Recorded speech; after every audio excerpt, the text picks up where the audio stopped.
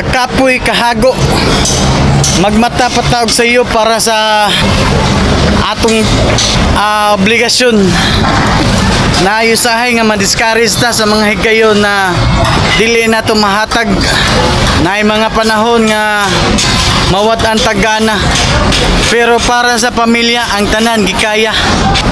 Dili sayo ang mga nabuhi nga naatay gisagubang mga problema. Mibiya ta sa atong balay mga idol na atay pagduha-duha tungod sa mga obligasyon nga dili na to mahatag diha dayon. Pero pasalamat gyapon ta mga idol kay Friday man ta karon atong giampo ang tanan naunta ang tanan atong makaya.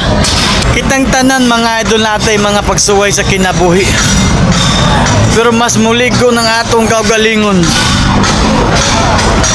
ang atong pagpanrabaho mga idol. Kung ataga na to og bili og pagsalig sa kahitasan, walay ni bisan kinsa mga idol, walay problema. Bisan kinsa ning kalibutan na naay gihambin nga problema, ug wala pa gipakataw nga nahimong perpekto ng kalibutan na. Mao nga mga idols, dasig salig lang ta sa atong kagalingon.